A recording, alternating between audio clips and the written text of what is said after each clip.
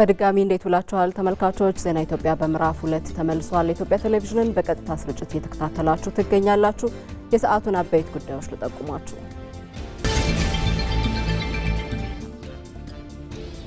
ሀገራዊ ምክክሩ የመግባባት ዲሞክራሲን በማጠናከር ለታሪካዊ የፖለቲካ ህመም መፍትሄ ሆኖ መጥቷል።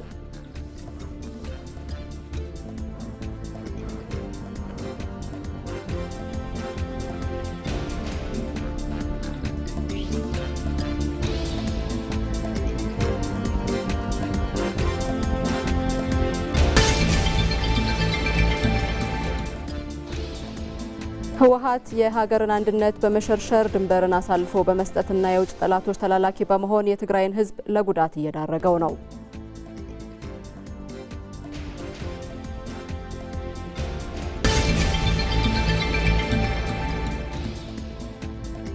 የታላቁ ህዳሴ ግድብ መጠናቀቅ ኢትዮጵያ የቀይ ባህርን የኢኮኖሚ እድል በመጠቀም ቀጠናውን ከድህነት የማሻገር አቅሟን ማሳያ ነው።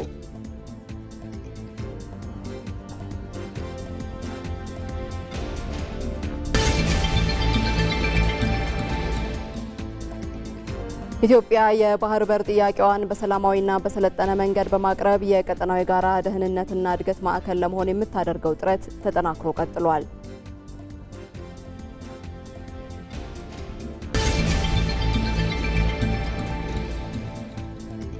ከውጪ ፕሬዝዳንት ዶናልድ ትራምፕ በጋዛ ታጣቂዎችን ትጥቅ ለማስፈታት ታሪካዊ ስምምነት ላይ መደረሱን ቢያውጁም በእስራኤልና በሐማስ በኩል ባለው ከፍተኛ ልዩነት ምክንያት የሰላም ሂደቱ አሁንም በጥርጣሬ ውስጥ ይገኛል የሚሉት የዜና ኢትዮጵያ አበይት ጉዳዮች ናቸው።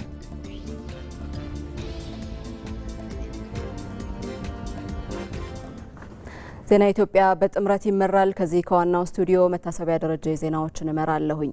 ከዚህ በተጨማሪ ደግሞ ከአዲስ ዓለም አቀፍ ኮንቬንሽን ማዕከል ሀገራዊ ምክክሩ እየተካሄደበት ከሚገኘው ቦታ ከሚገኘው ጊዜያዊ ስቱዲዮአችን ኤልሻዳይ ወንድማገኝ ደግሞ በዚሁ ጉዳይ ላይ ያተኮሩ ዘገባዎችን አካታ ወደ በኋላ ላይ ትቀላቀለናለች።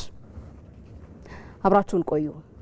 የፕሪቶሪያ ስምምነት የአማራ ክልልን ህዝብ ጥቅም ያሳጣ ነበር ወይ ማለት እንችላለን? ስፔሲፊካሊ የወልቃይትን ጉዳይ ብትወስድ ሰኔ 15 እንዴት ነበር የሚያስታውሱት? ዶክተር አምባቸው በደንብ የተገናኘን እንወያይ ነበር። ጀነራል ሰዓረን ብትወስድ ቦርዲንግ ስኩል በጋራ የተማርነው ፍትሃዊ የሆነ ተጠቃሚነት በሚገባኝ ልክ አላገኘውም የሚል ጥያቄ ሲነሳ ነበረ።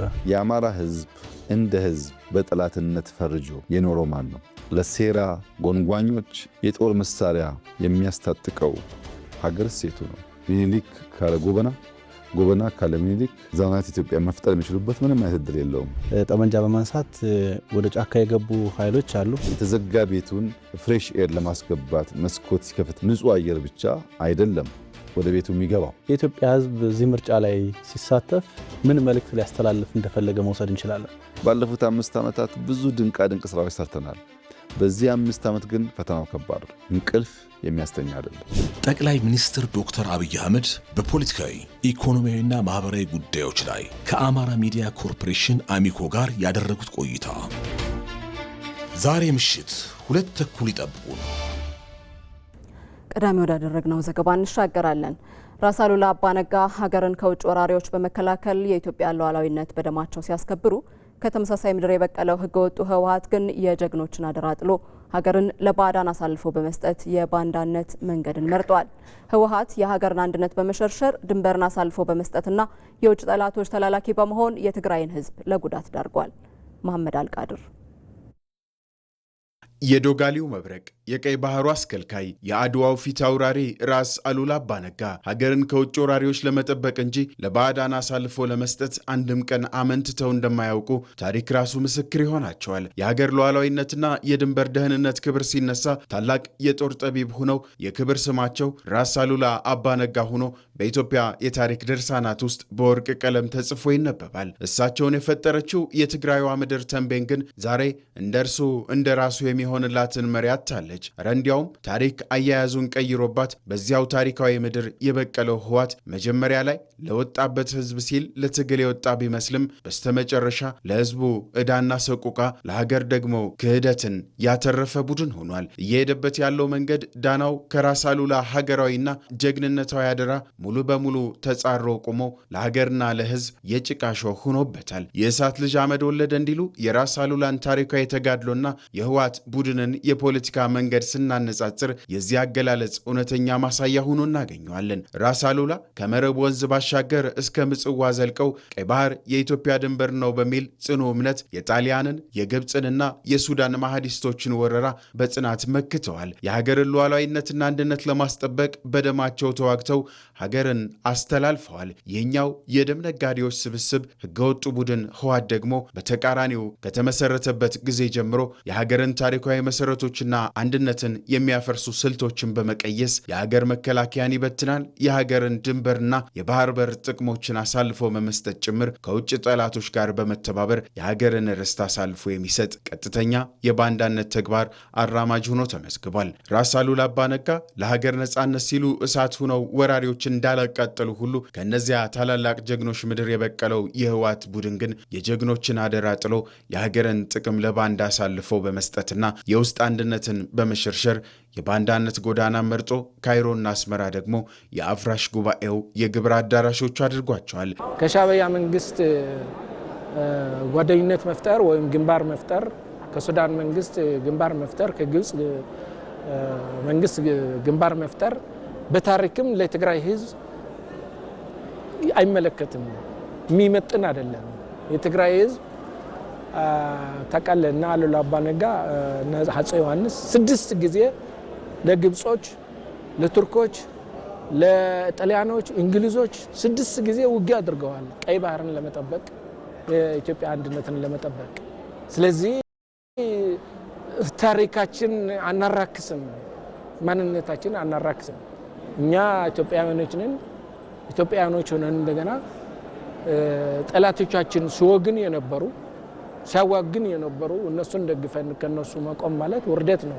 እሳት የነበሩት የትግራይና የኢትዮጵያ ጀግኖች ሀገርን ሲገነቡና ሲያስከብሩ፣ ቡድኑ ግን ያንን እሳት አጥፍቶ ወደ አመድነት የቀየረ የሀገርን የድል ታሪክ ያበላሸ ስብስብ ሆኗል። ወትሮም ቢሆን ቡድኑ የተራ ሽፍትነት ተግባሩን ሊፈጽም እንጂ በራስ አቅም መቆም የማይችል በሌሎች ኃይሎች ተንጠልጥሎና ታዝሎ ወደ ስልጣን ለመምጣት የሚፈልግ የተላላኪዎች ስብስብ ነው። ይህንን የላኪና የተላላኪ ትስስር ስንገልጠው የህወሓት ቡድን ለውጭ ኃይሎች ያደረ የራሱ ህልውና የሌለው ነገር ግን የግብፅና የሻዕቢያ የጥፋት ተልዕኮ ኢትዮጵያ ውስጥ ለማስፈጸም የተሰለፈ ጨካኝ ግን ተራ ጉዳይ አስፈጻሚ ሆኖ እናገኘዋለን። ታዝሎ የመምጣት ህልም ያለው ይህ ቡድን በተለያዩ ሚስጥራዊ ስብሰባዎቹ ላይ እነ ግብፅ እሽሩሩ ብለው አዲስ አበባ እንደሚያስገቡትና ስልጣን ላይ እንደሚያወጡት ሲያለም ይሰማል። ይህ ግን የህልም እንጀራ ነው። ትግራይ ጦርነት እንዲፈጠር ሰፊ ፍላጎት አለ። እምቢ ያልንበት ምክንያት ትርፍ የለውም ብለን አሁንም ለሰላም በራችን ክፍት ነው፣ ለንግግር በራችን ክፍት ነው።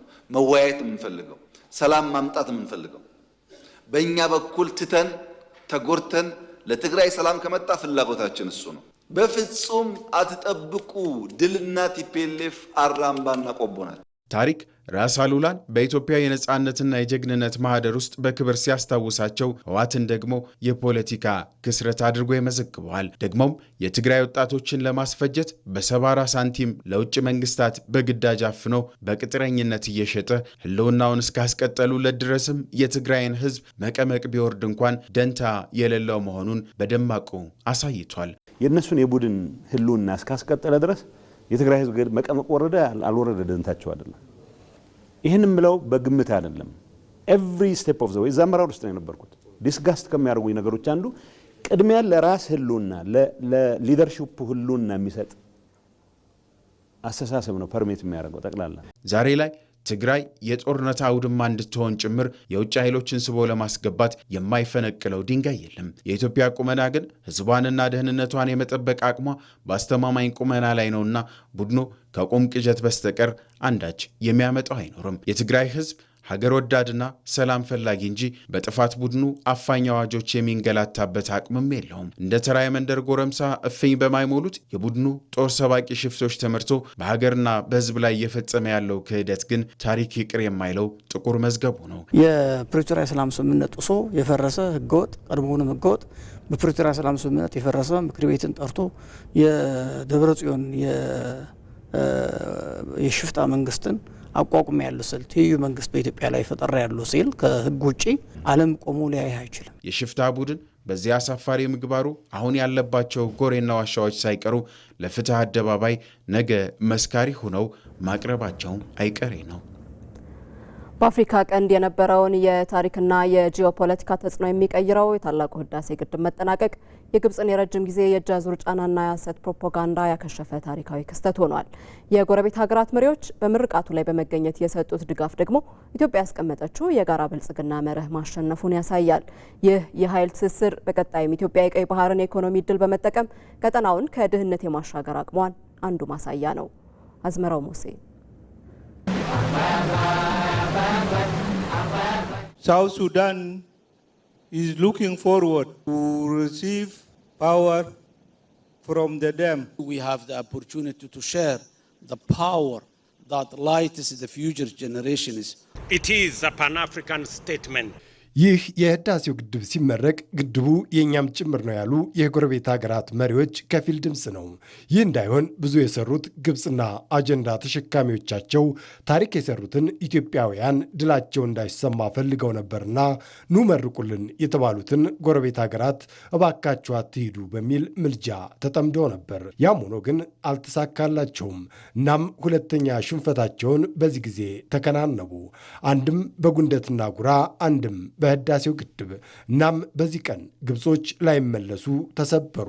ጉባ ድረስ ከትመው ምርቃቱን ያደመቁት ጎረቤቶቻችን ኢትዮጵያ ሀገራቱን የእድገቷ መሰረትና የጋራ ብልጽግናዋ ማዕከል አድርጋ ትመለከታቸዋለችና ጥያቄያቸውም ፍሬ አፍርቷል።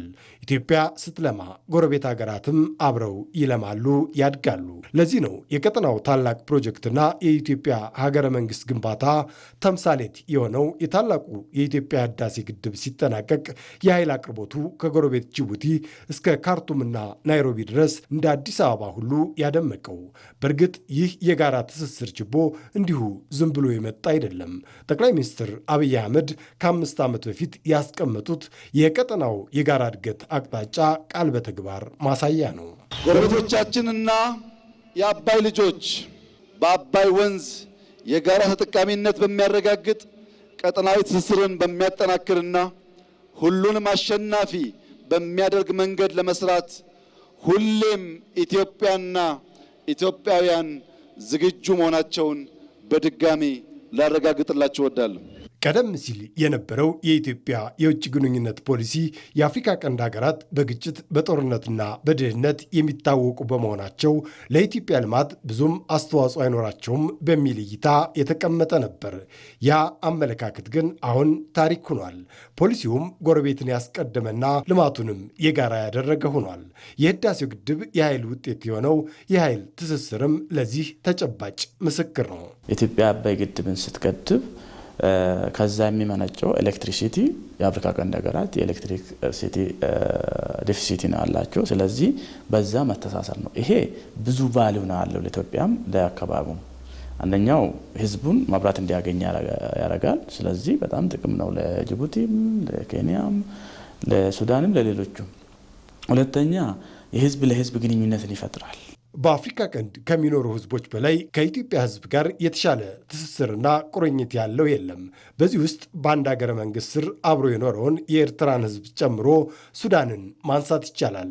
ነገር ግን በቀጠናው ጂኦፖለቲካ ላይ ረጅም እጅ ያላቸው እንደ ግብፅ ያሉ ሀገራትና የእነሱ ተላላኪዎች የኢትዮጵያን ቀጠናዊ የአብሮ እድገት ትልም ሲፈትኑት መመልከት የተለመደ ነው። በተለያየ መንገድ አፍሪካ ቀንድ ሀገራት ውስጥ ያሉት የፖለቲካ ኃይሎች የተለያዩ ግሩፖች ለጊዜያዊ የፖለቲካ ጥቅማቸው ብሎ ይሄንን ኮኔክቲቪቲን ቻሌንጅ ያደርጋሉ ማለት ነው።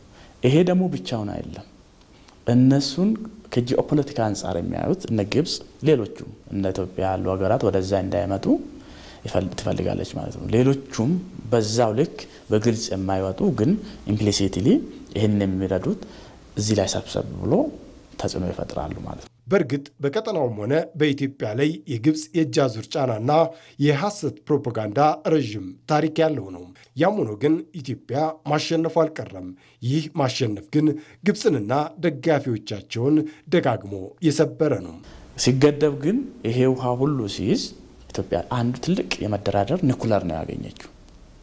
ይሄ ማለት ያንን ይዛ ሌሎች ላይ ተጽዕኖ መፍጠር ሳይሆን አሁን ግን ኢትዮጵያን ከኛ ጋር ትደራደር፣ ይሄን ጉዳይ ላይ እንዴት ነው ኦፕሬት የሚታረጉት፣ እንዴት ነው የሚሰሩት፣ እንዴት ነው የሚጠብቁት የሚለው እነሱ ነው ከኛ ጋር የሚደራደሩት ማለት ነው። እና የኢትዮጵያን የመደራደር አቅምን አንድ ስቴፕ ከፍ ያደረገው ይሄ ባይዘ ከ1875 እና 76 የጉንደት ጉራ የሚባሉት ጦርነት በኋላ ኢትዮጵያ ናይል ላይ ያላት የዲፕሎማሲ ፓራዳይም ሽፍት ያመጣው ትልቅ ፕሮጀክት ነው። አሁን ኢትዮጵያ ቀጠናውን በእድገት ትልሞቿ ማብራት ጀምራለች። በቀጣይም እንደ አባይ ሁሉ ቀይ ባህርም ለኢትዮጵያ ሲገብር ድህነትን በጋራ መርከብ የምታሻግር ሀገር መሆኗ አይቀሬ ነው። ተመልካቾች ዜና ኢትዮጵያ ከዋናው ስቱዲዮ አሁን ደግሞ ወደ አዲስ ዓለም አቀፍ ኮንቬንሽን ማዕከል ወደሚገኘው የኤቢሲ ጊዜያዊ ስቱዲዮ ሊሻገር ነው። በዛ ሀገራዊ ምክክሩ ላይ ያተኮሩ ዘገባዎችን ይዛ ኤልሻዳይ ወንድማገኝ የጠበቀቻችሁ ነው። ከሷ ጋር ደግሞ ጥሩ ጊዜ ይሆንላችሁ።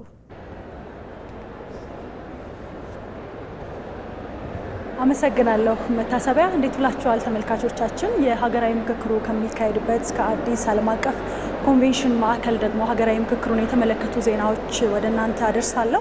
ኤልሻዳይ ወንድማገኝ ነኝ። አብራችሁ ሆኑ።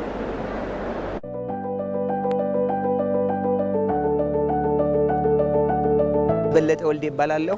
ከማዕከላዊ ኢትዮጵያ ከጉራጌ ዞን ሰንኮፉን ነቅለን ወደ ጥሩ በጎ ከመጣን ኢትዮጵያ ከፍ የምናደርግበት ጊዜ አሁን ይመስለኛል።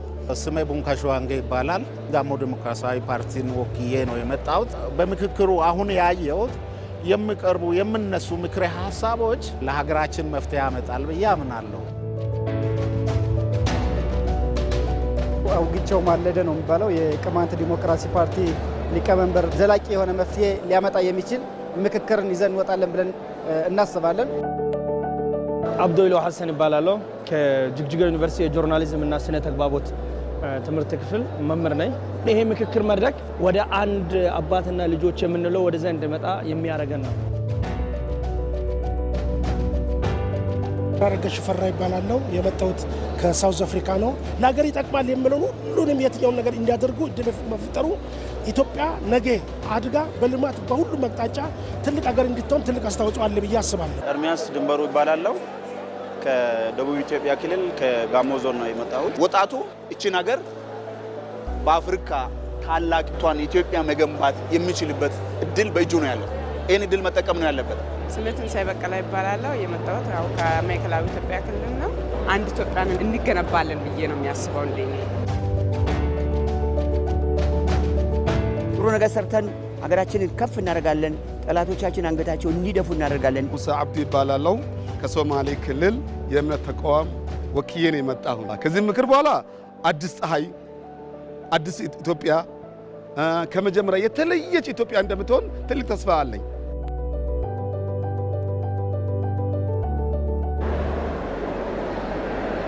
ተመልሰናል። የተከበራችሁ ተመልካቾቻችን ወደ ቀዳሚው ዜናዎች አመራለሁ። ኢትዮጵያውያን በአንድነት በአድዋ ያስመዘገቡትን ድል መላው ኢትዮጵያን ያለ ልዩነት በሀገራዊ ምክክር ጉባኤ የመከሩ መሆኑን የገለጹት ደግሞ ተመካካሪዎቹ በአንድነት ሀገራዊ መግባባትን በመፍጠር ዳግም አድዋን ድል ማድረግ አለባቸው ብለዋል። የአስተያየቶቹን ያሰባሰበችው መስከረም ቸርነት ናት። እንከታተል። ይህ ክርክር አይደለም፣ ምክክር ነው። ኢትዮጵያ ልጆቿን ልካለች እንዲመካከሩላት፣ ችግሯን እንዲፈቱላት። ስለዚህ እኛ ደግሞ ኢትዮጵያን ወክለን የመጣን ሰዎች ተመካክረን ችግራችን የቱ ጋ ነው የቱ ነው ችግሩ እንፈታለን ብለን ችግር ፈተን በሰላማዊ መንገድ በጠረጴዛ ዙሪያ በመወያየት የሀገራችንን አንድ በመሆን ችግሯና መፍትሄዋን መፍታት ስላለብን ችግሯን ደግሞ እንደምንፈታ አሁን እንደተያዘው ማለት ነው መፍትሄ እንደሚመጣ እርግጠኛ ነኝ። በውይይቱም ሀሳብ ከማመንጨት ከመጀመሪያ ከግል ጀምሮ 10 ሰው ከዛ ደግሞ 50 ከ50 ደግሞ ወደ 250 ደርሰናል።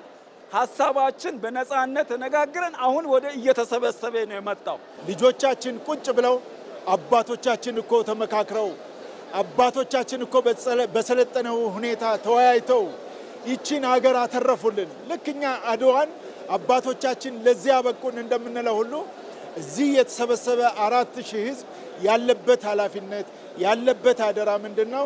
ከምንም ልዩነት በተሻለ አንድነትን፣ ፍቅርን መርጠን ይህንን የሰላም አዋጅ ለኢትዮጵያ ህዝብ ለማሰማት በጣም በጉጉት ላይ እንገኛለን ማለት ነው። ሀገራችን ወደ ብልጽግና እንድታመራ የነበረ የአባቶቻችን ታሪክና የመጀመሪያ አንድነት የነበረ ወደዛ እንዲመለስ ሁሉ ኢትዮጵያዊ ጥረት እያደረገ ነው። ስለዚህ እኛ ኢትዮጵያውያኖች አንድነታችን፣ ፍቅራችን የነበረ ነው። የአድዋ ልጆች ነው። ታሪክ ያለን ሀገር ነው። ጀግኖች አባቶቻችን ለዚች ሀገር በሰላም በአንድነት በፍቅር አስርከውናል። እኛ እንግዲህ አዲሱ ትውልድ ለኢትዮጵያ አንድነት ለኢትዮጵያ ብልጽግና ተስማምቶ በአንድነት እንዲኖር ነው ምኞታችን። ኢትዮጵያኖች ታላቆች ነበሩ፣ ወደፊትም ታላቅ እንሆናለን። በተለይ በዚህ ሀገራዊ ምክክር የተሻለ ውጤት አምጥተን ለኢትዮጵያ ሕዝብ ይህንን የምስራች የምናበስርበት ቀን ሩቅ አይሆንም። ሀገራዊ ምክክሩ ለቀጣይ ትውልድ የጥላቻና የፍርሃት ዕዳ ሳይሆን የሁሉም ዜጋ በእኩልነት የሚተነፍስበት የጋራ ቤት የሚገነባ አቅም ያለው ታሪካዊ ድል ነው። ሀገራዊ ምክክሩ የመግባባት፣ የዲሞክራሲ፣ የሰለጠነ ድልድይ ከጦርነት አውድማ ወደ ሀሳብ ጠረጴዛ የውይይት ወንበር የሚዘወርበት የትኛውም ማህበረሰብ ሳይገለል የሚደመጥበት ታሪካዊ ፖለቲካዊ ህይወትን ፈውሶ ሆኖ መጥቷል። አበው አንድ እንጨት አይነድም፣ አንድ ሰው አይፈርድም ይላሉ። ከዚህ ቀደም የነበሩት የፖለቲካ አካሄዶቻችን በብቸኝነት በመሮጥ እኔ ብቻ አሸንፊያለሁ የሚል የውሸት ድልን ሲቀዳጁ፣ አናሳውና ተሸናፊው ግን ለበቀል መሳሪያውን ሲስል ኖሯል። መመካከር መቻላችን ግን የሁሉንም ልብ አስተሳስሮ የጋራ ብልሃትን ዘይደው የጋራ ሀገርን ማጽኛ መንገድ በመሆኑ ከድሎች ሁሉ የላቀ ከመንገዶች ሁሉ የሰመረ ከስኬቶች ሁሉም የደመቀ የመጀመሪያው ድል ነው። የሰው ልብስ የሰው ምክር ግን የራስ የሚለው ሀገረኛ ብሂል የሀገር ህመም ጦር ፊት አውራሪነት ብቻ እንደማይፈወስ ይነግረናል። የቀደመው ቁስላችን ያመረቀዘው የትላንት ታሪካችን ያኮረፈውና ሀገራዊ መንገዳችን እሾህ የበዛው በኃይል የበላይነትና በአሸናፊ ተሸናፊነት ስሌት ላይ ሀገርን ለማቆም በመሞከራችን ነው። ይሁንና ሀገራት ከመፍረስ ከእርስ በርስ ግጭትና እልቂት የሚድኑበት የመጨረሻው ትልቅ ምሽግና የመዳኛ ደግሞም የማምለጫ በር ምክክር ስለመሆኑ የዓለም አብነቶች ዋቢዎች ናቸው። ዛሬ ኢትዮጵያ በቆመችበት የታሪክ መስቀለኛ መንገድ ላይ ሆና መመካከር መቻላችን ራሱ ትልቁ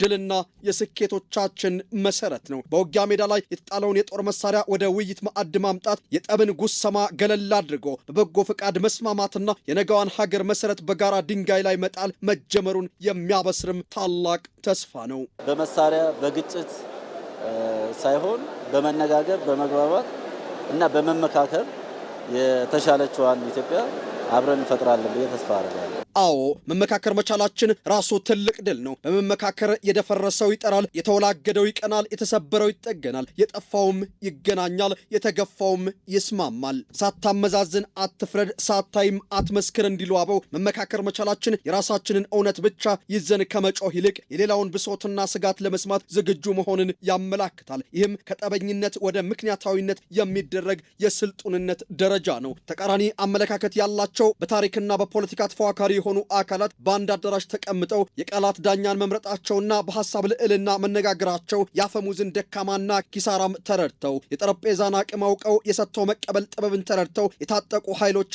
የተቃረኑ ራዕዮችን ወደ አንድ ሰላማዊ ማዕድ አምጥቶ ለጋራ ስኬት ትልቅ እርምጃ በመሆኑ የመጀመሪያውና ዋናው ድልም ነው። እንዲህ ያለው ነገን የመስራት የጋራ ድልን የማለም ሀገራዊ ምክክር የመግባባት ዴሞክራሲ ተዘርቶ እንዲያፈራ የትብብር ቡቃያ ፍሬም እንዲጎመራ ያደርጋል።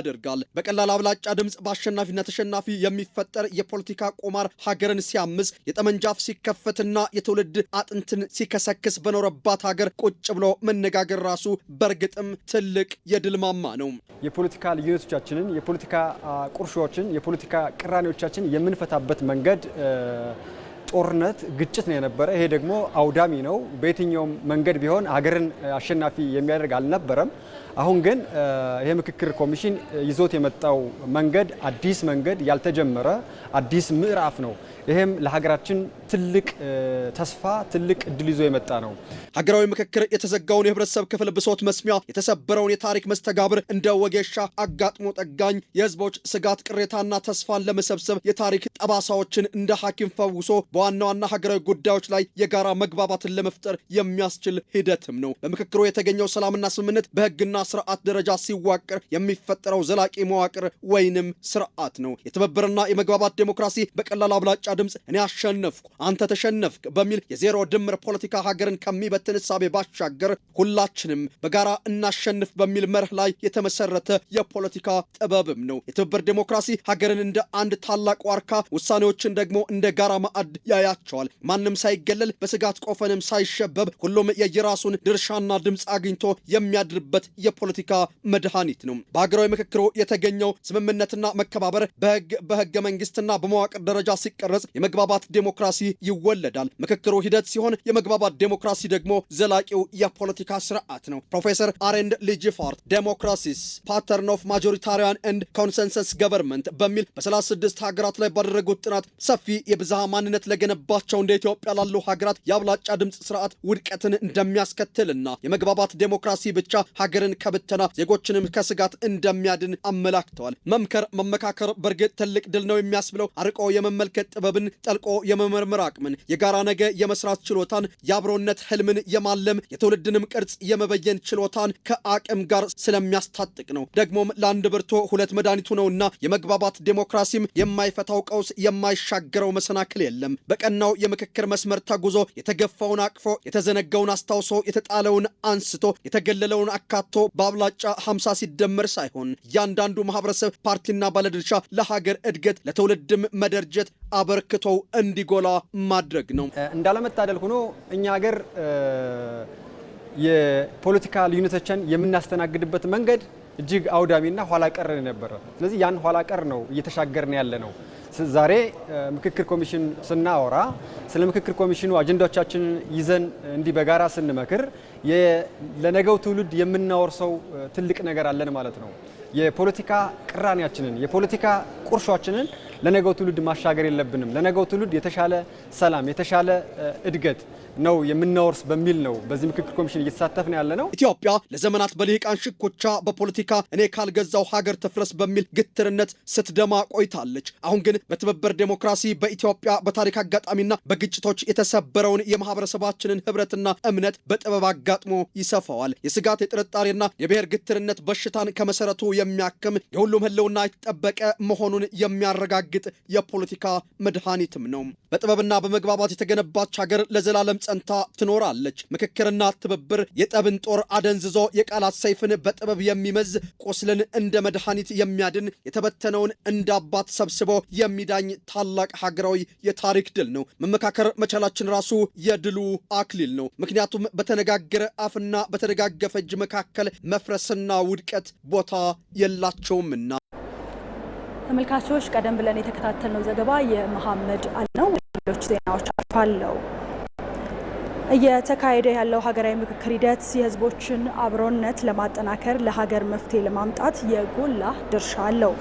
ከኦሮሚያ ክልል ምስራቅ ሸዋ ዞን ወደ ሀገራዊ ምክክር መድረክ የመጡት የሀገር ሽማግሌ ኢትዮጵያ አሁን ላይ የሄደችበት ያለው የሀገራዊ ምክክሩ የዜጎችን የተቀራረበ እይታ ለማጠናከርና ዘላቂ ሀገራዊ አንድነትን ለመገንባት ከፍተኛ ሚና አለው ብሏል። ሪፖርተራችን እድሉ ፈቀደ ከሀገር ሽማግሌው ጋር ቆይታ አድርገዋል።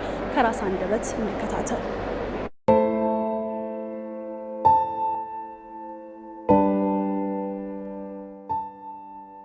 ስሜ ነገሳ ነጎ በራራ ይባላል። ከኦሮሚያ ክልል ነው የመጣሁት። ከምስራቅ ሸዋ ሲሆን ከሊበን ጩቋላ ወረዳ አዱላላ ከተማ ውስጥ ነው ያለሁት። እኔ የመጣሁት አቦቲ አማንታንና ገዳን ተወክዬ ነው የመጣሁት። ኢትዮጵያ እየመከረች ነው። ይሄ ምክር በማጥፋቱ ነው በአሁኑ ሰዓት ችግር ላይ ያለ ነው። ምክር ቢኖር ምክር ደግሞ ከቤት ነው የሚነሳው። ምክር ከአባትና ከእናት ከቤት ከሚስት ከልጆች ከዛ ነው የሚነሳ። ይሄ ሁሉ እንደ ከየቤቱ ቢነሳና ምክሩን በቤቱ ቢቀበል ሀገሪቱ ቆንጆ ትሆናለች። ከቤት የነሳ ምክር ከመንደር ይደርሳል። መንደሩም ማመካከር፣ በአንድ አካባቢ ያለው ሰው ማመካከር፣ ኦሮሞ ከአማራ ጋር ማመካከር፣ አማራ ከትግሬ ጋር ማመካከር፣ ምንድነው ችግራችን፣ ወዴት እንሄዳለን፣ ምን መሆን አለበት፣ ሀገሩ ምን መሆን አለባት። ስለዚህ ሰው ነው። ሰው መናናቅ፣ መደባደብ፣ መጠላት የለበትም። ኢትዮጵያ ዛሬ በአይንም ተገናኝታለች፣ በሀሳብም ተገናኝታለች። እየተመካከርን ነው። የምንበላውም አብረን ነው፣ የምንጠጣውም አብረን ነው። እኛ ስለ ሰላም ካወራን ሰላም ነው የሚመጣው። ስለ ሰላም ከተነጋገርን ሰላም ይመጣል። ስለ ጦር ከተነጋገርን ጦር ይመጣል። ስለዚህ በዚህ አይነት እየተመካከርን ነው። ይሄ ምክር ውጤት ያገኛል። አንድ ስራ ላይ እንደ ኢትዮጵያ እየተመካከርን ስለሆነ እዚህ ውስጥ በ8 ቡድን ነው የተከፋፈልነው። በባህል ደረጃ፣ በመንግስት አወቃቀር፣ በሌላ ነው የሚነጋገሩ አሉ። ያ አንድ ላይ ሳይመጣ አይቀርም። እስካሁን ድረስ አልመጣም። ያ ነገር አንድ ላይ ከመጣ ብዙ ነገር ይፈታል ብዬ ነው የሚያምነው። ብዙ ነገር ይቆረጣል ብዬ ነው የሚያምነው። አገሩ ሰላም ትሆናለች ብዬ ነው የሚያምነው። ምክንያቱም ምንድነው ባህላችን አንድ ነው። ሀገራችን አንድ ከሆነ ባህላችንም አንድ ነው። የአንዱን ባህል ቢያከብርለት የአንዱን እምነት ቢቀበለው፣ ስለዚህ እንደዛ ከሆነና በአንድ ዓላማ ከተሰለምን ሀገራችን ሰላም ትሆናለች የሚል ዓላማ ነው ያለው። የኢትዮጵያ ሕዝብ መጥቷል፣ ተወያይቷል። ያለበት ችግር የሚያካሄደው ይታወቅበታል። ተንኮል የሚሰራው ይታወቅበታል። በሐቄ እውነት አለኝ፣ ሐቄ ጠፍቶብኛል፣ እውነት ጠፍቶብኛል፣ ተጎድቻለሁ፣ ሕጌ አልተከበረልኝ የሚሉ ዛሬ ያቀርባል። ከተቀራረበ በኋላ ይወያያል። ከውይይት በኋላ እርቅ፣ ሰላም ይወርዳል። ስለዚህ በዚህ አይነት ነው የምንሄደው ነው የሚለው። ሀገራዊ ምክክሩ የቆዩ ችግሮችን በውይይት በመፍታት ሀገርን ለመገንባት የሚያስችሉ ነው አሉ በምስራቅ ዞን የደብረ ኤልያስ ወረዳ ነዋሪዎች። የኢትዮጵያን ዘላቂ ሰላምን በማረጋገጥ ጠንካራ ሀገረ መንግስትን ለመገንባት በምክክሩ ስኬታማነት ሁሉም የበኩሉን ሊወጣ እንደሚገባ ጠቁመዋል።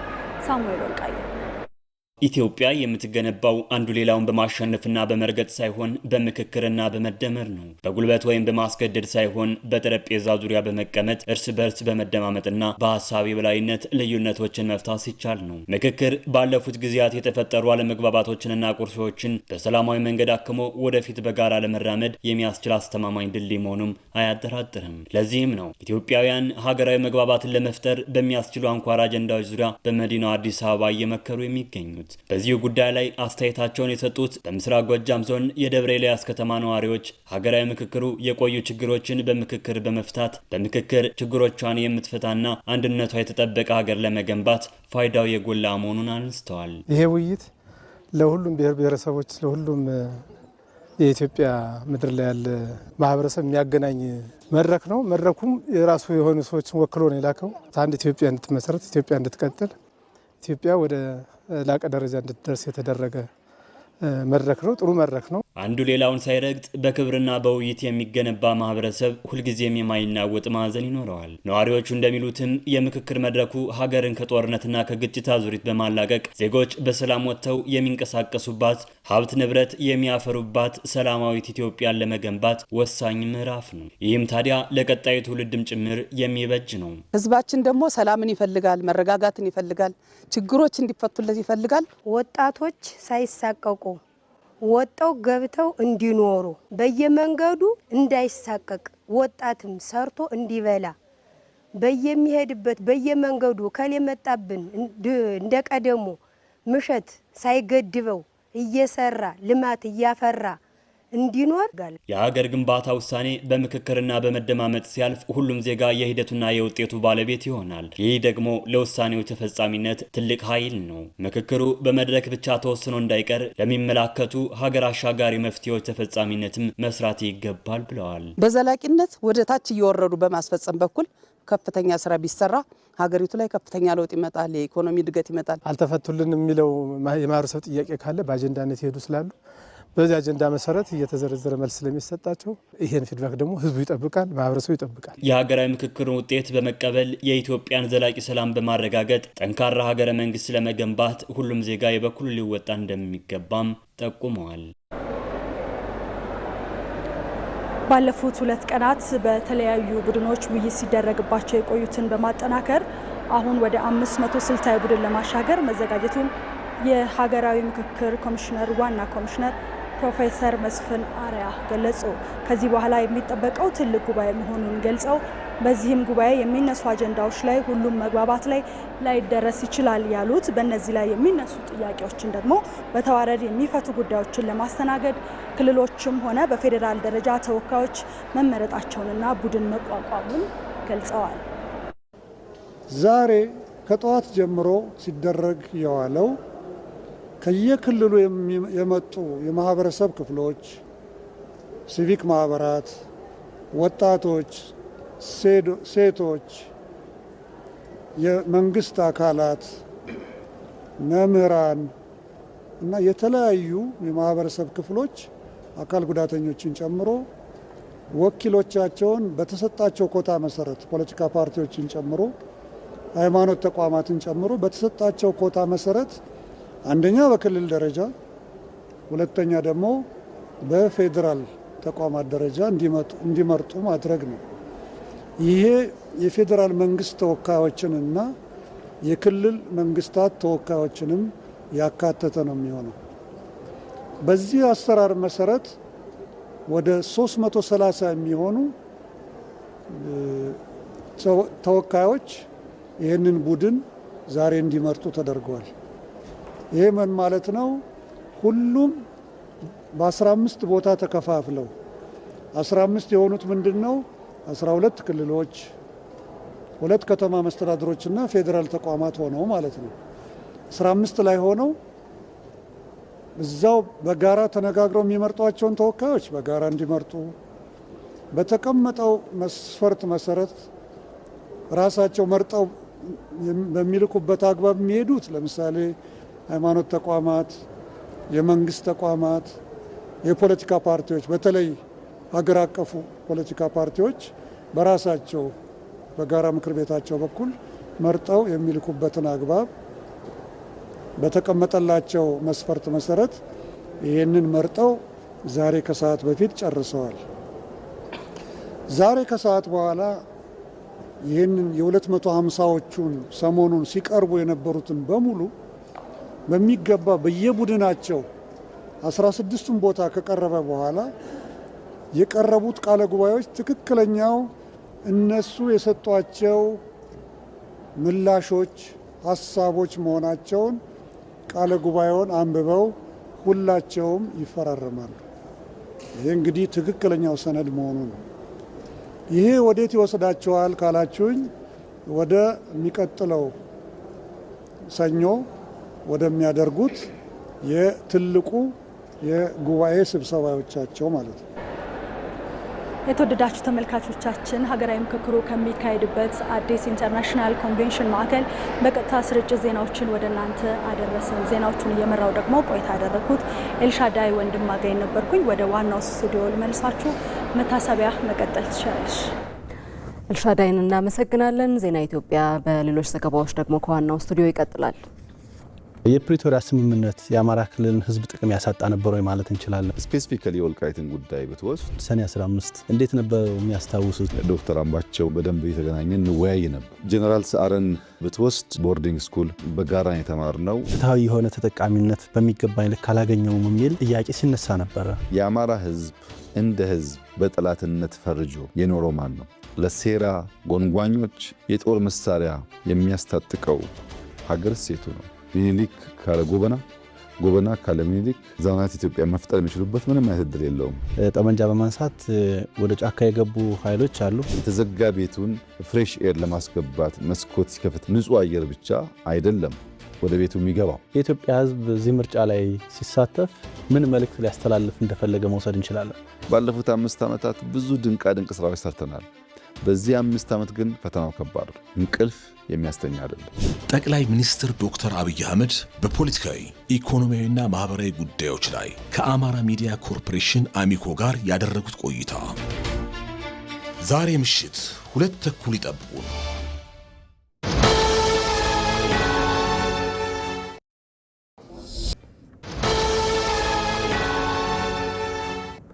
ኢትዮጵያ በታሪካዊ ስህተት ያጣቸውን ባህር በርን የማስመለስ ጥያቄ የኢኮኖሚ ህልውናና የብሔራዊ ደህንነት ዋና አጀንዳ ነው።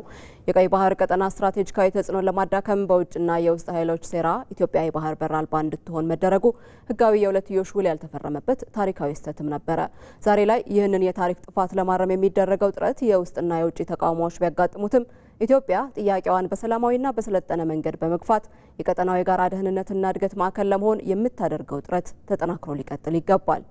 ወንድማገኝ ኃይሉ ኢትዮጵያ ለዘመናት በቀይ ባህርና በህንድ ውቅያኖስ ዳርቻዎች የነበራትን ታሪካዊና ስትራቴጂካዊ ተጽዕኖ አታ እንድትቆይ መደረጓ ዛሬም ድረስ በፖለቲካ ተንታኞች፣ በታሪክ ተመራማሪዎችና በህግ ባለሙያዎች ዘንድ ከፍተኛ ቅሬታ የሚያስነሳ አጀንዳ ነው። በተለይም በ1980ዎቹ መጨረሻና በ1990ዎቹ መጀመሪያ የነበረው የፖለቲካ ሽግግር በተደራጀ የሴራ ፖለቲካ በወቅቱ በነበሩ የታጠቁ ኃይሎች መካከል በተደረገ ድብቅ ስምምነት እንዲሁም የኢትዮጵያን ብሔራዊ ጥቅምና ህጋዊ መብት በሚያስከብር መልኩ ያልተደረገ ውሳኔ ነበርም። የአገሪቱን ታሪካዊና ተፈጥሯዊ የባህር በር መብት አሳልፎ የሰጠ ምንም አይነት ይፋዊ ዓለም አቀፍ የሁለትዮሽ ውል ወይም የሰነድ ስምምነት በኢትዮጵያ ወገን ሳይፈረም የሽግግሩ መንግስት የሀገሪቱን ሉዓላዊ ጥቅም የማስጠበቅ ህጋዊና ሞራላዊ ኃላፊነቱን ወደ ጎን በመተው የወደብ ባለቤትነት መብትን ሳይደራደርበት በቀላሉ አሳልፎ ሰጠም።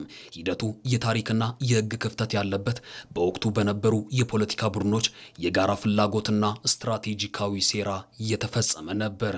ወያኔና ሻዕቢያን ስናይ የውስጥ ስምምነት ሊኖራቸው ይችላል የሚል ጥርጣሬ ነበረን። ሁለተኛ ኢሳያስ ወደ ለንደን የሄደው ኤርትራን በሙሉ ከተቆጣጠረ በኋላ ነው። በወታደር ኃይል ሌጂቲመሲው በወታደር ድርጊት ላይ የተመሰረተ ነበር ማለት ነው። አልተጨነቀበትም።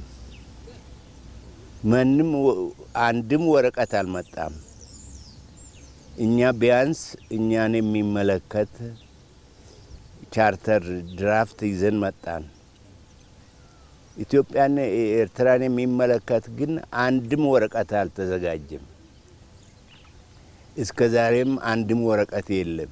ኢትዮጵያ ታሪካዊና ተፈጥሯዊ የሆነውን የባህር በር መብቷን እንድታጣ መደረጉ በዘመናት ሂደት ሀገሪቱን ለማዳከምና በኢኮኖሚ እንዲሁም በጂኦፖለቲካዊ እንቅስቃሴዋ ላይ ጫና ለመፍጠር የታለመና የታቀደ የሴራ አካል ነበር። የቀይ ባህር ቀጠና ለዓለም አቀፍ ንግድና ስትራቴጂካዊ የበላይነት ያለው በመሆኑ ታላላቅ የውጭ ኃይሎችና የባዕዳን ፍላጎቶች ኢትዮጵያ ጠንካራና የራሷ ባህር በር ያላት ሀገር ሆና እንድትቀጥል አልፈለጉም። ኢትዮጵያን በጎረቤት ሀገራት ላይ ጥገኛ እንድትሆን በኢኮኖሚ የታሰረችና በየጊዜው በጂኦፖለቲካዊ ጫናዎች እንድትወጠር ማድረግ የባዕዳንና የጥቅም ተካፋዮቻቸው ዋነኛ ግብ ነበር። ይህ ድርጊት የሀገሪቱን የኢኮኖሚ እድገት ለመገደብ የቀጠናው የበላይነቷን ለመቀነስና የውጭ ተጽዕኖን ለማሳረፍ የተሸረበ ረቂቅ ሴራ ነው። ባህር በር ያጣችበት ምክንያቱ ምንድነው ብለን መጠየቅ አለብን። ኮሎኒያሊስቶች አውቀው ዲሊብሬትሊ ነው ባህር በር ያሳጧት ኢትዮጵያን። ከበባ ውስጥ አስገብተው በመጨረሻም ኮሎኒ ሊያደርጓት ወስነው ነው ያሰቡት እና ያንን በግምት ውስጥ ካስገባን ግልጽ ይሆናል ማለት ነው። የኢትዮጵያ የባህር በር ፍላጎት በአፍሪካ ቀንድ ላይ ትልቅ የሰላምና የደህንነት ጋሻ ሊሆን የሚችል ነው። ነገር ግን የኢትዮጵያ ታሪካዊ ጠላቶች የታላቁ የኢትዮጵያ ህዳሴ ግድብ እንዳይሳካ ሲፈጥሩ የነበረው ውጥረት ዳግም ኢትዮጵያ እያቀረበች ያለው የባህር በር ፍላጎት እንዳይሳካ ሴራ መጎንጎናቸው አልቀረም። ይህ ደግሞ እንደ ሻዕቢያ ካሉ የጥፋት ኃይሎች ጋር በማበርናም የውስጥ ባንዳዎችን በተለያዩ መንገዶች በመርዳት እንዲሁም የህልውና ጥያቄውን ለማሰናከል የሚሄዱበት መንገድ ከወዲሁ መረዳት አሁን ላይ ትልቁ ጉዳይ ሆኗል። በባህር በር ጉዳይ ኢትዮጵያ ግልጽ አቋም አላት። ያለ ባህር በር የኢኮኖሚ እድገትና ብሔራዊ ደህንነት ዘላቂ ሊሆን አይችልም የሚል። ሆኖም ይህንን ፍላጎት በሰላማዊ መንገድ በዲፕሎማሲና የአሸናፊ አሸናፊ መርህ ላይ ተመስርቶ ከጎረቤት ሀገራት ጋር ለመልማት የተጀመረው ጥረት ተጠናክሮ መቀጠል አለበት። የኢትዮጵያ ህዝብ እድገት በጣም እየጨመረ ነው። ኢኮኖሚውም እየጨመረ ይሄዳል። በዚህ ሁኔታ ባህር በር ተዘግቶባት እስረኛ መሆን የለባትም የሚለው የመንግስቱ አካሄድ ያዋጣል ባይ ነኝ። የኢትዮጵያ የባህር በር ማጣት በታሪክ በሕግና በጂኦፖለቲካ ሂደት ውስጥ የተፈጸመ ትልቅ ክፍተትና የውጭና የውስጥ ኃይሎች ፍላጎት ውጤት ቢሆንም ጉዳዩ የሀገሪቱን የኢኮኖሚ ህልውናና ብሔራዊ ደህንነት በቀጥታ የሚነካ በመሆኑ ሁሌም ቢሆን የነቃ ትኩረት የሚሻ ህያው አጀንዳ ነው።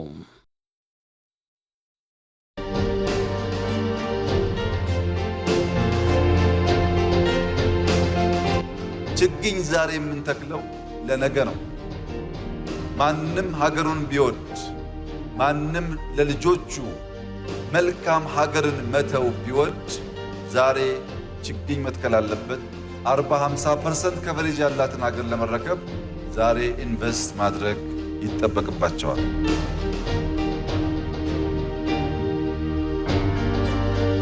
የምንተክለው ምግባችንን ነው። የምንተክለው ለዓይናችን የሚያምር የሚመችን መስክ ለማየትም ጭምር። ኢትዮጵያውያን እንትከል፣ ኢትዮጵያውያን እንስራ፣ ኢትዮጵያውያን እንሰብሰብ፣ ኢትዮጵያውያን ጫካን ወደ ሰው እናምጣ፣ እኛ ወደ ጫካ አንሂድ፣ እንተባበር፣ የሰዎችን ሟርት አንስማ። የበለጸገች ኢትዮጵያን ለልጆቻችን ማስረከብ በእጃችን ያለ ጉዳይ ነው።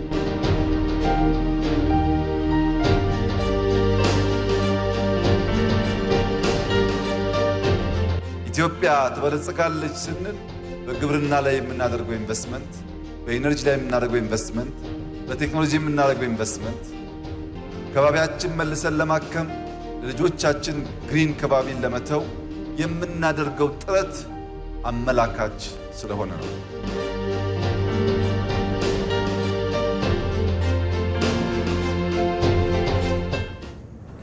ዜና ኢትዮጵያ እንደቀጠለ ነው። ኢትዮጵያ የአረንጓዴ አሻራ መርሃ ግብሯን ከአካባቢ ጥበቃ ባለፈ የምግብ ዋስትናዋን ወደሚያረጋግጥ ምዕራፍ አሸጋግራለች።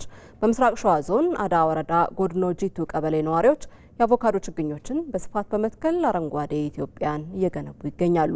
ለውጭ ገበያ ተወዳዳሪ ምርት ለማምረት ያላቸውን ተስፋም እውን እያደረጉ ነው። መቅደላዊት ደረጀ።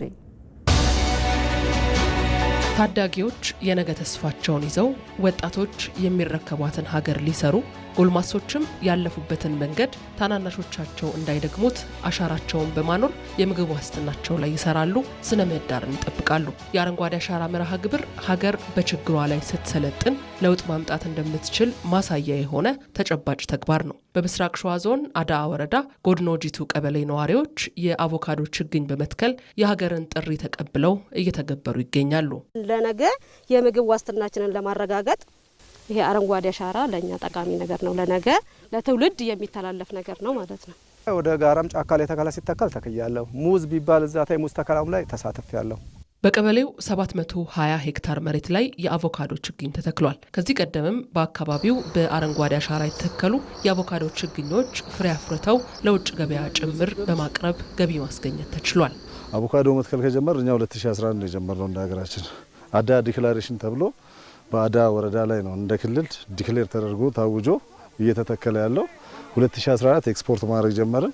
አሁን በአመት 2 ኤክስፖርት ማድረግ ጀምረናል ማለት ነው። በየአመቱ ኤክስፖርት እናደርጋለን፣ ለውጭ ገበያ እናቀርባለን። ለእንግሊዝ፣ ስፔን፣ ኬንያ ተልኳል እስካሁን ድረስ የኛ ምርት።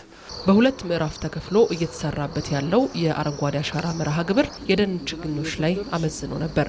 አሁን ላይ ግን ወደ ፍራፍሬ ችግኞች ትኩረት ተደርጓል። ከ2011 እስከ 2014 አካባቢ የነበረው ትኩረት የሚያደርገው ወደ ደኑ ያዘነበለ አይነት ተከላ አይነት ነበርና በተለይ ከሁለተኛው ምዕራፍ ከ2015 እስካሁን ባለው ግን በተለይ እነዚህ የፍራፍሬ ዝርያዎች ተከላ ላይ ሰፋ አድርገን መሄድ ጀምረናል ማለት ነውና ይሄንንም ስናይ እንግዲህ 40% የደን ሆኖ 60%ን የአግሮፎረስተሪ ችግኝ ነው እየተከልን ያለ ነው። ሌላው እንግዲህ ዘርፈ ብዙ የምንላቸው ተከላዎችም አሉ። ዘርፈ ብዙ የምንላቸው እንግዲህ የሀገር በቀል ዝርያዎችንና በተለይ እነዚህ የአግሮፎረስተሪ የቡና ተክሎችን ጨምሮ ዘርፈ ብዙ የምንላቸው ተከላዎች አሉ። እንደ ምስራቅ ሸዋ ዞን በአረንጓዴ ልማት ስራ በ7 የተለያዩ የፍራፍሬ ምርቶች ላይ ጥሩ እምርታ ታይቷል። በቀጣይም አዳዲስ የፍራፍሬ ዝርያዎችን ለማስፋትም እቅድ ተይዟል። በ7 የተለያዩ ፍራፍሬ ዝርያዎች ላይ እየሰራን ያለ ነው። ሎሚ አለን፣ ብርቱካን አለን፣ ሙዝ አለን፣ ፓፓያ አለን፣ አቮካዶ አለን፣ ቡና አለን፣ ዘንድሮ ደግሞ ከናይጄሪያ መንግስት የተሰጠን ካሾ የሚባል ዝርያ አለ። እሱን በትልቅ ኩታ ገጠም ለመትከል ነው አቅድ ነው። እንደ ሀገር የአረንጓዴ አሻራ ልማት ስራ ለዓለም ተሞክሮ መሆን የሚችል ነው። የኢትዮጵያ ትጋትም በዓለም አቀፍ ዘንድ እውቅናን ያገኘ ነው። የአረንጓዴ አሻራ ስራ ኖርማሊ እንደ ሀገርም በዲፕሎማሲው በተለይ በግሪን ሌጋሲ ዲፕሎማሲ ወይም ደግሞ የግሪን ኢኮኖሚን ከማረጋገጥ አንጻር በተለይ በ2030 ሲአርጂ ላይ የተቀመጠው ከኢሚሽን ወይም ደግሞ ከካርበን ልቀት ነጻ የሆነ ኢኮኖሚ መገንባት የሚለውን ታርጌት የምንመታበት ነው ማለት ይቻላል እና ዓለም አቀፉ ማህበረሰብም ዝም ብሎ አይደለም ይሄንን አሳይመንት የሚሰጠንና ወደኛ የመጣው ያለን የስራ ውጤት ነው ይሄ የሚያሳየው ማለት ነው። ስለዚህ ይሄ እንደ ዓለም አቀፍ እውቅና ያገኘንበት ለሌሎች ለጎረቤት ሀገሮች ልምዳችንን ያካፈልንበት ለምሳሌ ሳውዲ አረቢያ መውሰድ እንችላለን፣ ኬንያ መውሰድ እንችላለን። ኬንያ ከኛ ወስዳ 15 ቢሊዮን አካባቢ ችግኝ በ10 ዓመት ውስጥ ተክላለሁ ብላ ፕላን አድርጋለች። ዛሬ የተተከሉት ችግኞች የነገን ምግብ ገቢና አረንጓዴ አካባቢ የሚያረጋግጡ የተስፋ ዘሮች ናቸው። የአረንጓዴ አሻራ መርሃ ግብርም ከአካባቢ ጥበቃ ባሻገር የምግብ ዋስትናን፣ የአርሶ አደርን ገቢ፣ የሀገርን ኢኮኖሚ የሚያጠናክር ተስፋ ሰጪ ምዕራፍ መሆኑንም ያሳያል።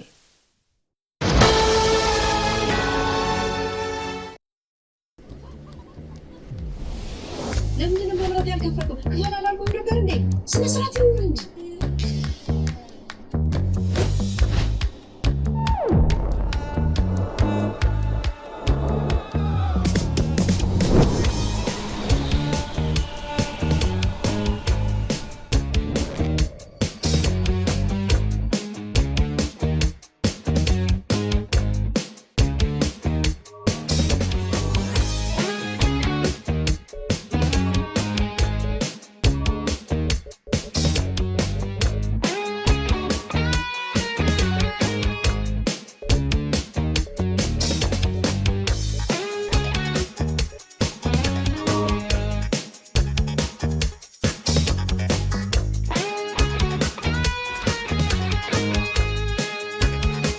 በቴሌብር ባለንበት ሆነን ያለምንም ውጣ ውረድ የቢል ክፍያችንን ስንፈጽም እንዲህ ነን። ቴሌብር።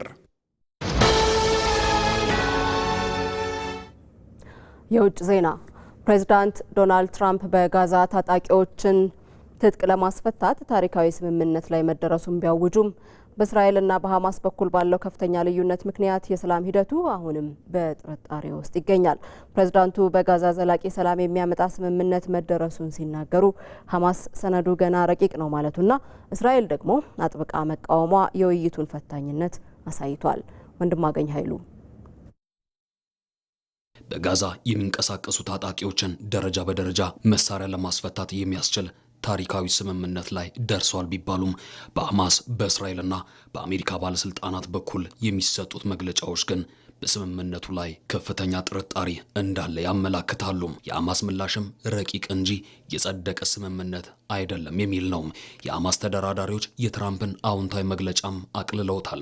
ይልቁንም የሚከተሉትን ነጥቦችም አስምሮበታል። ይህ የተስፋ ጭላንጭል ከመፈንጠቁ ይልቅ በዋና ዋና ወገኖች መካከል ያለውን ጥልቅ የፖለቲካና የደህንነት ክፍተት በግልጽ አጉልቶ አውጥቷል። የትራምፕ የሰላም ቦርድ የቀየሰው እቅድ በጋዛ አዲስ የሲቪል አስተዳደር ለመመስረትና ዘላቂ ሰላም ለማምጣት ያለመ ቢሆንም የሐማስ ስምምነቱ ገና ረቂቅ ነው የሚል ምላሽና የእስራኤል የጽኑ ተቃውሞና አጠራጣሪነት ሂደቱ ምን ያህል ፈታኝ እንደሆነ ያመላክታል። የሰላም ቦርዱ በጋዛ ያለው ጦርነትን ለማስቆም ቀጠናውን ለማረጋጋትና የወደመችውን ጋዛን እንደገና ለመገንባት በራሳቸው በዶናልድ ትራምፕ የተዋቀረ ጊዜያዊ ክትትልና የአመራር አካል ነው። በተጨማሪም ቦርዱ በራሳቸው በትራምፕ የሚመራ ሲሆን በጋዛ የሚከናወኑ የሽግግር አስተዳደር፣ የሰብአዊ እርዳታ ስርጭትና የመልሶ ግንባታ ስራዎችን በበላይነት እንዲከታተል የተቋቋመ ነው። የሐማስ ምላሽም ይፋ የተደረገው ሰነድ ገና የረቂቅ ስምምነት ደረጃ ላይ እንጂ የተጠናቀቀ ውል አይደለም የሚል ሲሆን የቀረበው ሀሳብ ከባድ መሳሪያዎችን ለብቻ አድርጎ በስራ ላይ ባለው የፍልስጤም አስተዳደር ስር ማከማቸት እንጂ ሙሉ በሙሉ ማጥፋት ወይም ለእስራኤል ማስረከብ አይደለም። የእስራኤል ጦር ከጋዛ ሙሉ በሙሉ ሳይወጣ ምንም አይነት ትጥቅ የመፍታት እርምጃ አይወሰድም። የቀረበው የ15 ነጥብ ሰነድ ለእስራኤል የደህንነት ጥያቄዎች በቂ ምላሽ ባለመስጠቱ እስራኤል ተቃውሟን ገልጻለች። እስራኤል ሐማስ ሙሉ በሙሉ ትጥቁን እንዲፈታ፣ የጦር መሳሪያዎች ከጋዛ እንዲወጡናም ቀጠናው በፍጹም ወታደራዊ ይዞታ የሌለው እንዲሆን በጽኑ ትጠይቃለች። የጋዛ አዲሱ አስተዳደር ቦርዱ ጋዛን የሚያስተዳድር አዲስ የፍልስጤም የሲቪል አካል እንዲቋቋምናም ከዓለም አቀፍ ማህበረሰብ ጋር በቅርብ እንዲሰራ መንገድ ያመቻቻል። በቦርዱ ዕቅድ መሰረትም የእስራኤል ጦር ከጋዛ ሲወጣ ሰላምን የሚያስከብርናም ደህንነትን የሚጠብቅ ዓለም አቀፍ የማረጋጋት ኃይል ወይም ኢንተርናሽናል ስታቢላይዜሽን ፎርስ እንዲሰማራ ይደረጋል። የጋዛ ግጭትና የትጥቅ መፍታት ጥያቄ የበርካታ አስርት ዓመታት ታሪክ ያለው ውስብስብ የጂኦፖለቲካ ቀውስ አካል ነው። ሐማስ ከተመሰረተበት እንደ አውሮፓውያኑ አቆጣጠር ከ1987 ጀምሮ እስራኤልን በጦር መሳሪያ የመጋፈጥ አቋም ያለው አካል ነው። እንደ አውሮፓውያኑ አቆጣጠር በ2007 ጋዛን ሙሉ በሙሉ በተቆጣጠረበት ወቅት የራሱን ወታደራዊ ክንፍ የመሬት ስር ህንፃዎችንና የሮኬት ማምረቻዎችን ገንብቶ ነበርም። እስራኤል ለዓመታት ስትከተለው የነበረው መርህ ጋዛ በፍጹም ወታደራዊ ስጋት መሆን የለባትም የሚል ነው። በመሆኑም እስራኤል ማናቸውንም የሰላም ድርድር ከመቀበሏ በፊት ሐማስ ሙሉ በሙሉ ትጥቁን እንዲፈታ፣ መዋቅሩ እንዲፈርስና ጋዛ ከጦር መሳሪያ ነፃ እንድትሆን ታስገድዳለች። ከዚህ ቀደም የተደረጉ በርካታ የተኩስ ማቆም ስምምነቶች በደቂቃዎች ወይም በሰዓታት ውስጥ የፈረሱት ሁለቱ ወገኖች የትጥቅ መፍታትናም የድንበር ቁጥጥርን በሚመለከቱ መሰረታዊ ነጥቦች ላይ ከስምምነት ባለመድረሳቸው ነው። ከኢትዮጵያ ቴሌቪዥን በቀጥታ ስርጭት ስትከታተሉት የቆያችሁት ዜና ኢትዮጵያ የዛሬ ቆይታውን በዚሁ አጠናቀቀ።